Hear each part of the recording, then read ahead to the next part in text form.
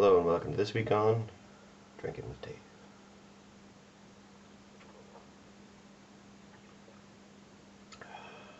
So first off, what we're doing this week is we are tasting the Muntons Bock that I made. I have my tasting notes here. I'll just give you a little bit of information about it. It was made with spray malt light, 23 litres of water, a Muntons Connoisseur Bock liquid malt extract kit. It took about 2 weeks in the primary fermenter. It's been bottled in for about 2 weeks now at this point, 2.5 weeks. The approximate volume of alcohol is 4.5 to 5%. So I'll just give you some tasting notes on this now. Very malty smell. Yeah, kind of there's a raspberry, almost rhubarb sort of smell to it as well.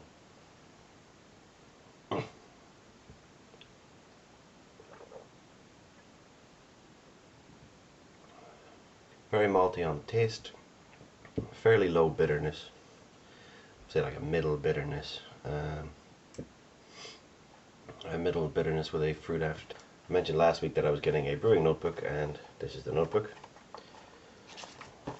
and these are all the particulars, but I'll just give you my tasting notes here. When cold, the beer has decent head retention, mild malt and hop aromas, strong malt taste, bitter with a mild fruit aftertaste, strong caramel finish. When the beer is warm, now I've decided to do this on every brew from now, taste one warm and taste one cold. So when warm, low head retention, smell ranges from caramel to raspberry and rhubarb with a kind of a jam almost, a homemade jam kind of smell. A caramel malt taste, very low bitter aftertaste, strong caramel finish with a lingering fruit. So that is my impression of the Bock. I really didn't expect to get a fruit taste out of it, but it's very good. A very nice taste.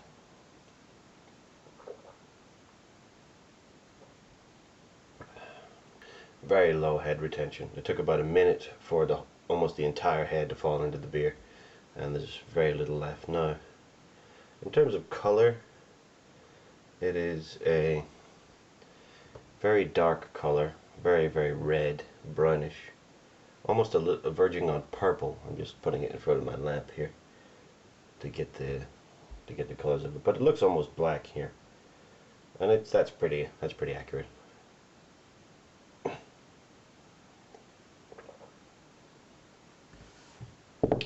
So that's the tasting.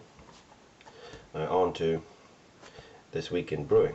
A couple of things from this week in brewing. One of the batches that we were going to do fell through, so there's nothing in the fermenter at the moment, which means there's about an 8 or 9 day lull between when we made the last batch and when we're making this next batch. The next batch, and if anybody's been following the channel, they know what the next batch is.